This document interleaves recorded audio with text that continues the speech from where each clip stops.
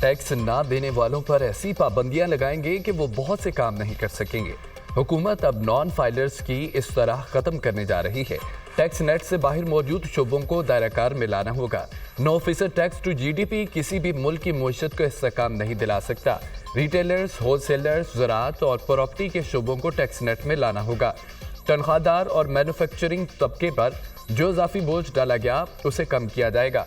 मुल्की मईशत में बुनियादी इस्लाहात लाना होगी, इसके अलावा कोई चारा नहीं। वफाकी वज़ीर ख़ज़ाना मोहम्मद औरंगज़ेब गैर मुल्की खबरसा इदारे को इंटरव्यू में उनका कहना था कि अमेरिका की मदद और चीन का ताउन IMF प्रोग्राम की मंजूरी की वजह बना।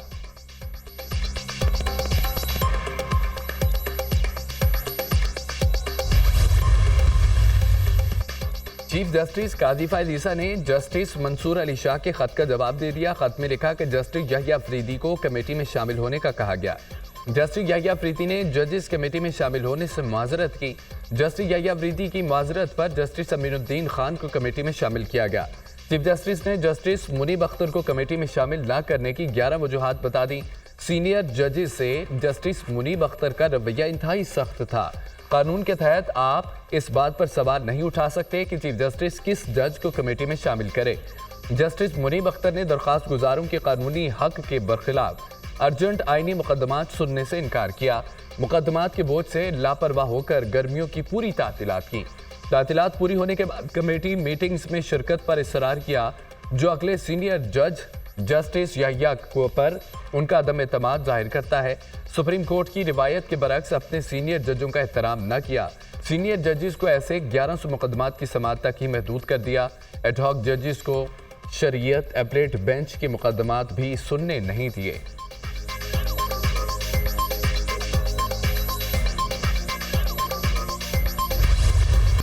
इलेक्शन एक्ट को तरजीह दें या अदालती फैसले को। इलेक्शन कमीशन ने एक बार फिर वजाहत के लिए सुप्रीम कोर्ट से रुजू कर लिया। दरख्वास्त में मौक़िफ़ अपनाए। इलेक्शन तरमीमी एक्ट आने के बाद अदालती फैसले पर रहनुमाई की जाए। 12 जुलाई के मुख्तसर फैसले पर जब वजाहत मांगी गई तब नया एक्ट मौजूद नहीं था। पार्लियामेंट ने इलेक्शन तरमीमी एक्ट की सूरत में अब कानून बना दिया है। इलेक्शन कमीशन सुप्रीम कोर्ट के फैसले का एहतराम करता है और हिदायत से इनकार नहीं कर सकता। बताया जाए पार्लियामेंट से कि कानून पर अमल दरामद करें या सुप्रीम कोर्ट के फैसले पर। इलेक्शन कमीशन की दरख्वास्त में कहा गया कि इलेक्शन कमीशन मखसूस नशिस्तों के हवाले से गैर यकीनी सूरत हाल का शिकार है। अगर इलेक्शन कमीशन 14 सितंबर के हुक्मनामे पर अमल दरामद करता है तो वो पार्लियामान के बनाए हुए कानून की खिलाफ वर्जी होगी।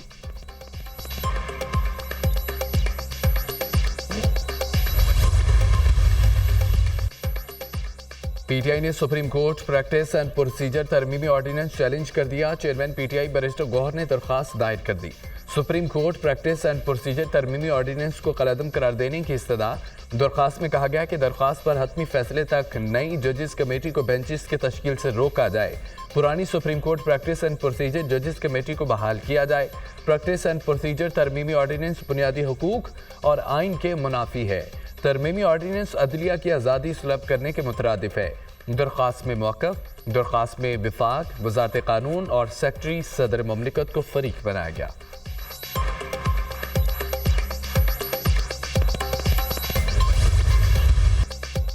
वज़ीर आला पंजाब ने मुजफ्फरगढ़ में श्रिम्प फार्मिंग पायलट प्रोजेक्ट का इफ्तिताह कर दिया। जलारिया शिमाली श्रिम्प फार्मिंग पायलट प्रोजेक्ट से पहली पैदावार अक्टूबर में तैयार हो जाएगी। 100 एकड़ पर श्रिम्प फार्मिंग पायलट प्रोजेक्ट से झींगों की 100 मेट्रिक टन पैदावार हासिल होगी। वज़ीर आला मरियम नवाज का श्रिम्प फार्मिंग के लिए मुराद का ऐलान। पंजाब में 1 लाख एकड़ पर श्रिम्प फार्मिंग का हदफ मुकर्रर कर दिया।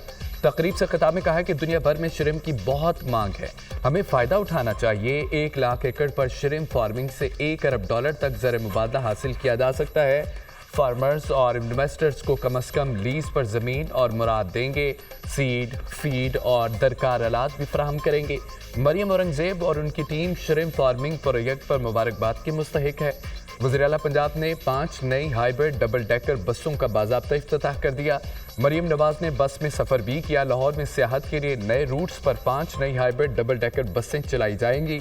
मरियम नवाज का कहना है कि पंजाब में मेट्रोपॉलिटन टूरिज्म के लिए मज़ीद नई, जदीद और माहौल दोस्त बसें फराहम करेंगे।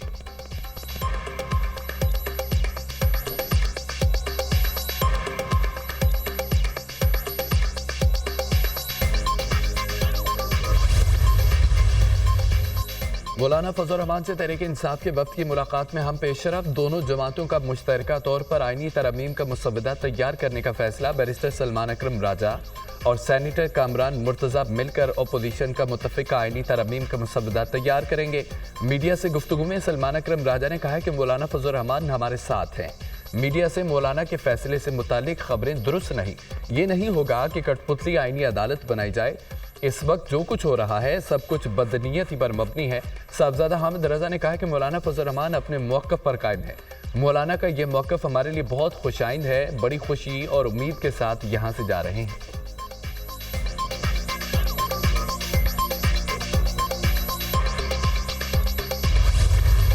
آئینی ترمیم کا مقصد آئینی عدالت کا قیام تھا۔ آئینی عدالتیں پوری دنیا میں موجود ہیں۔ بدقسمتی سے پاکستان میں اس اہم معاملے پر بھی سیاست کی گئی۔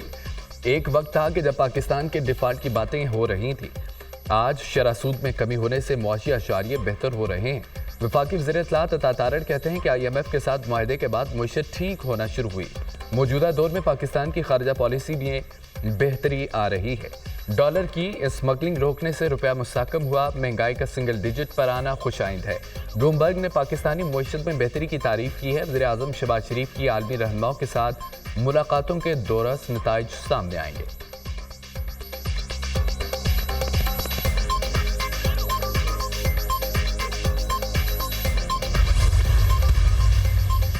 چیئرمین پیپلز پارٹی بلاول بھٹو زرداری سے سپریم کورٹ بار ایسوسی ایشن کے وفد کی ملاقات، مجوزہ آئینی عدالت کی ناگزیر ضرورت پر تبادلہ خیال۔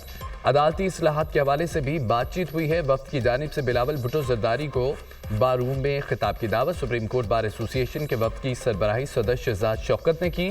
چیئرمین سینیٹ سید یوسف رضا گیلانی، نیر بخاری اور رکن قومی اسمبلی اعجاز جاکھرانی بھی ملاقات میں موجود تھے۔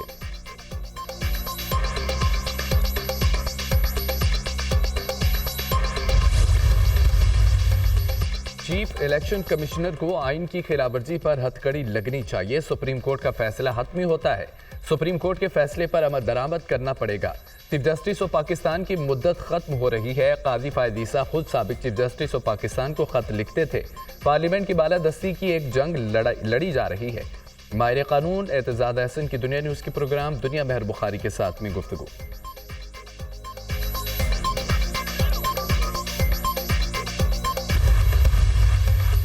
4 گھنٹے کھڑے رہے، بانی پی ٹی آئی سے ملاقات کی اجازت نہیں دی گئی۔ 1.5 ماہ ہو گیا، ملاقات نہیں کرانے دی جا رہی۔ آئین و قانون کی دھجیاں اڑائی جا رہی ہیں۔ ملک کے مقبول لیڈر کو اس کے ساتھیوں سے ملنے سے روک رہے ہیں۔ ہم اس کو مسترد کرتے ہیں۔ ہفتے کو ہر جگہ ہمارا احتجاج ہوگا۔ جمعے کو سپریم کورٹ کے سامنے وکلا احتجاج کریں گے۔ اپوزیشن لیڈر قومی اسمبلی عمر ایوب کی سینیٹر شبلی فراز اور دیگر کے ہمراہ میڈیا سے گفتگو۔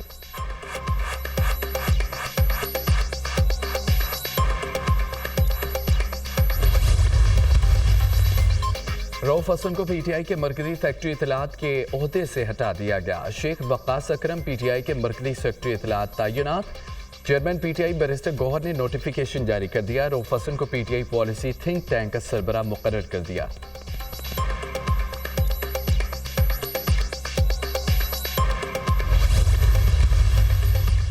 سندھ میں صنعت کاروں اور تاجر برادری کے لیے سازگار ماحول فراہم کرنے کا عزم۔ سندھ حکومت صنعت کاری اور معاشی تجارتی ترقی کو فروغ دینے کے لیے کام کر رہی ہے۔ معاشی اور تجارتی سرگرمیاں بڑھنے سے روزگار کے مواقع پیدا ہوں گے۔ وزیر اعلیٰ سندھ مراد علی شاہ کا تقریب سے خطاب۔ وزیر اعلیٰ نے صنعتی ترقی، ٹیکس اصلاحات اور دیگر اقدامات کے حوالے سے کاٹی کے کردار کو سراہا۔ کہا کہ 2016-17 میں سندھ حکومت نے کاٹی سمیت صنعتی زونز کی ترقی کے لیے خاطر خواہ فنڈز فراہم کیے۔ وزیر اعلیٰ سندھ کا سائٹ کراچی فیز 3 میں اور نوری آباد انڈسٹریل اسٹیٹ فیز 3 کے قیام کا اعلان۔